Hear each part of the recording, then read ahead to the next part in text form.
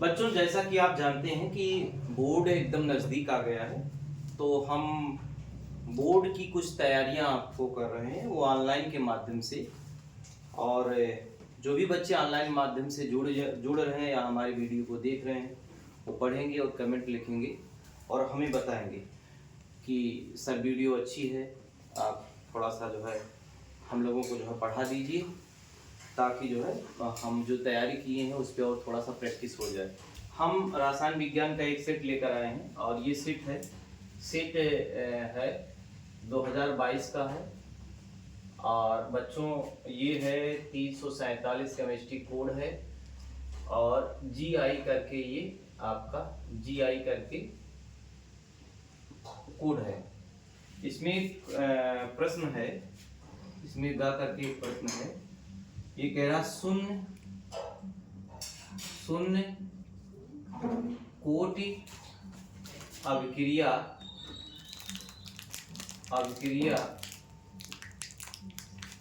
के वेग स्थिरांक की इकाई यही पूछ रहा है, इकाई है। तो हम ये कह रहे हैं, इस पे प्रश्न जरूर पूछते हैं। तो किसी का जो है इकाई आपको जो है कोटि का ऑर्डर का अगर निकालना है, चाहे जिसका एक फार्मूला बता रहे हैं। मान लीजिए हम एक फार्मूला लिख रहे हैं nth ऑर्डर n के लिए। n का मान 0, 1, 2, 3 कुछ भी हो सकता है।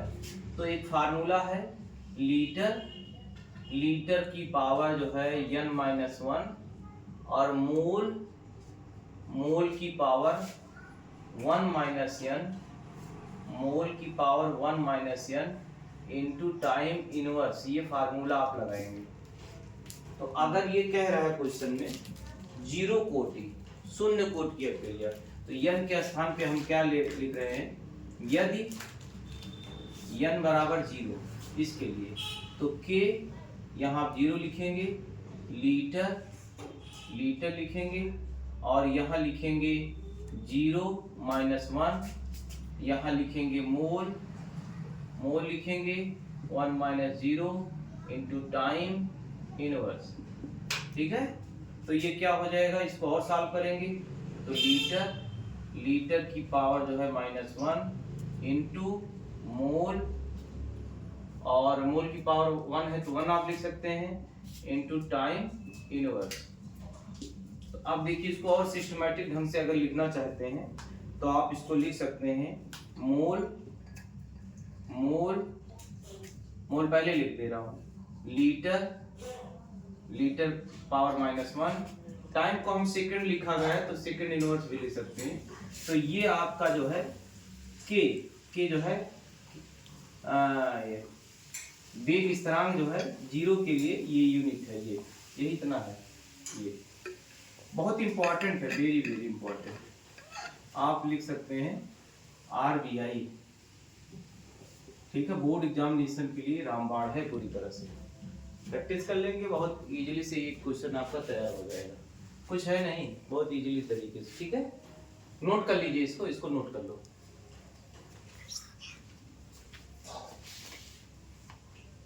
ये वाला बटन।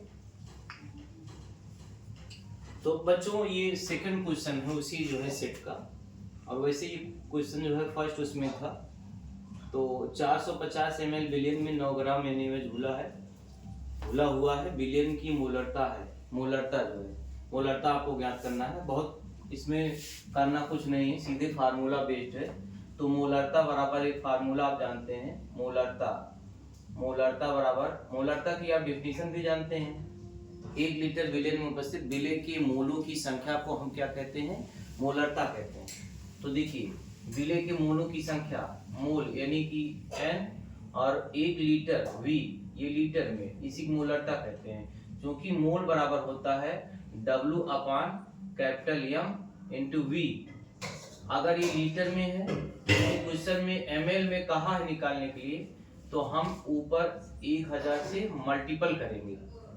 देखिए, W की मात्रा दिया गया है, W स्टूडेंट यहाँ 4 ग्राम है, स्मॉल w, बिले की मात्रा मैं गलत बोल गया, 9 ग्राम है, 9 है यहाँ पे। और इनटू जो है 1000, ये 1000 है, अपान यम आप निकाल लेंगे।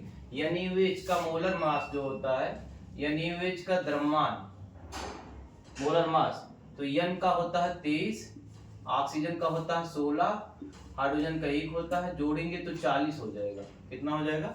40। तो 40 40 इंटू भी कितना है?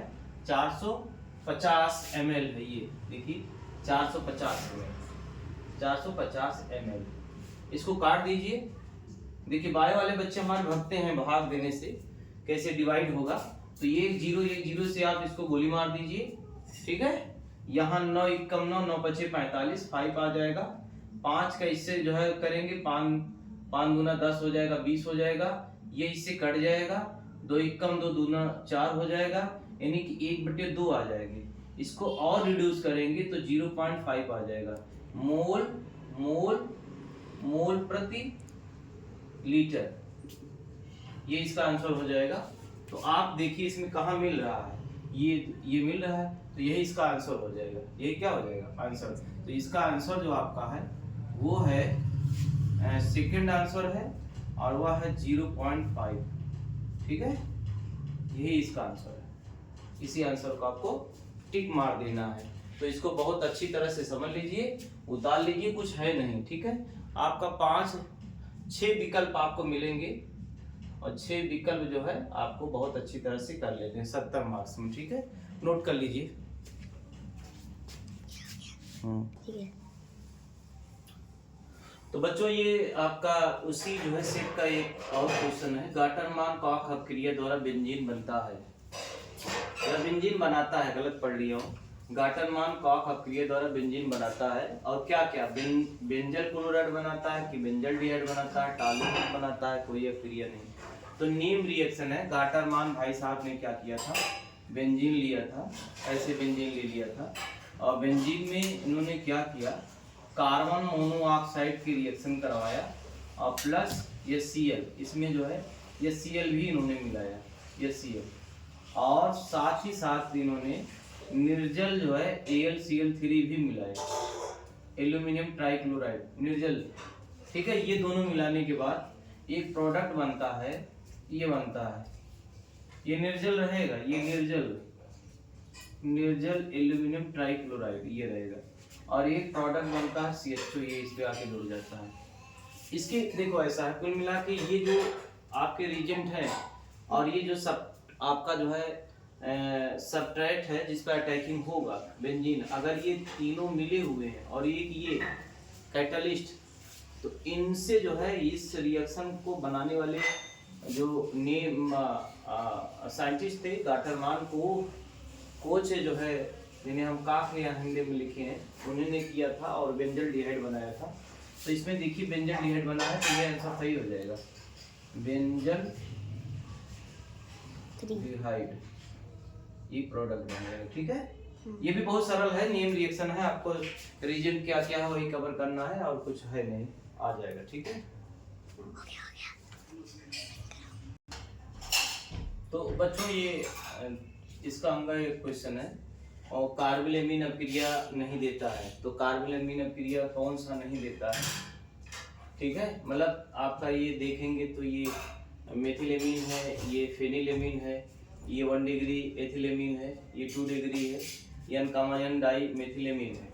तो अगर हम कार्बामेलीन की चर्चा करें तो कार्बामेलीन में अगर हम देखते हैं NR NH2 ये अमीन है, और इसकी क्लोरोफॉर्म से रिएक्शन करवा दें, CH3 से रिएक्शन करवा दें, और प्लस चाहे यहाँ पे आप जो है बेस ले लें, KOH बेस ले लें, जब रिएक्शन करवाएंगे तो RNC प्लस ये हो जाएगा KCl और प्लस H2O, बैलेंस कर लीजिएगा। यही कार्बामेलीन आपका अपक्रिया है, कार्बामेलीन अपक्रिया इसे कहते हैं। तो हम ये जानते हैं, एक्सपेरिमेंट ये पता चल गया है कि जो 1 डिग्री हमारे होते हैं, चाहे वो एलिफैटिक हो चाहे एरोमेटिक हो, वही कार्बामेलीन परीक्षण देते हैं या अपक्रिया देते हैं, बाकी कोई नहीं देता है। तो अगर हम देखें तो ये मेथिलेमीन है, ये आपका एथिलेमीन है, ये फेनिलेमीन है, ये आपका जो है 2 डिग्री है, N डाई मेथिलेमीन। तो कहने का मतलब ये देगा, ये देगा, ये देगा 2 डिग्री या 3 डिग्री आपका मीन यह परीक्षण नहीं देता है। तो इसका आंसर सीधे सीधे आप लिखेंगे, आंसर इसका थर्ड होगा, लेकिन थर्ड के साथ आप लिखेंगे CH3NH और यहाँ लगाएंगे CH3, यही आपका विकल्प क्या हो जाएगा, सही हो जाएगा। ठीक है, तो इसको भी आप जो है नोट कर लीजिए, आराम से नोट कर लीजिए। तो बच्चों ये 4 का एक क्वेश्चन है, प्रश्न उत्तर नंबर 1 ही का है, प्रश्न 1 का ही है। और इसमें क्या है, क्या रहा है क्वेश्चन में पढ़ देता हूँ। निम्नलिखित में से कौन सा डीएनए में क्षारक नहीं होता है, कौन सा बेस नहीं होता है? तो 4 ऑप्शन दिए गए हैं, थायमीन है, साइटोसिन है, यूरेसिल है, एडेनिन है। तो आप जानते हैं जो डीएनए हमारा होता है ये जेनेटिक मटेरियल होता है। ये लक्षण को जो जितने भी हम पेरेंट्स या जो है हमारे पेरेंट्स जो है माता पिता के जो भी लक्षण है वो जो नेक्स्ट संतान में जो है ये कैरेक्टर जो है जाते हैं, ठीक है, लक्षण जाते हैं, वो डीएनए ही उसके लिए जो है रोल निभाता है।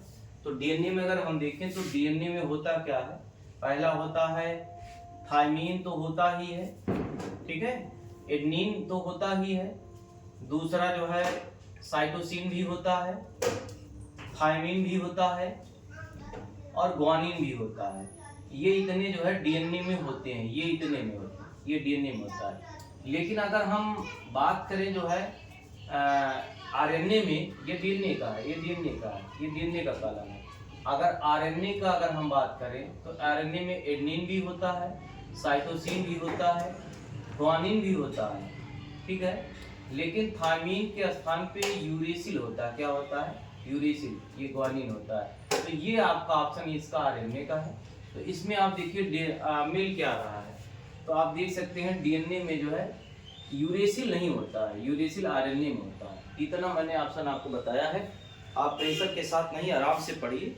और हमारे ही जो है शुभकामना आपके साथ जुड़ी हुई है, आप खूब अच्छी तरह से मेहनत करें और निराश ना हो, मन को पूरी तरह से निराश ना होने दें, लड़ाई जो है लड़िए और क्वेश्चन को दुश्मन की तरफ आइए, खूब पढ़िए, खूब प्रैक्टिस करिए, ठीक है। अगले वीडियो में मैं आप एमसीक्यू टाइप जो हमारी ये क्वेश्चन है इससे नहीं, हम सीधे प्रश्न जो हमारे रहेंगे, न्यूमेरिकल रहेंगे, उसको जो लिखना रहेगा और उसको मैं हल करवाऊंगा, ठीक है। तब तक के लिए आपको बहुत बहुत शुभकामना। Thank you so much. Okay, bye bye.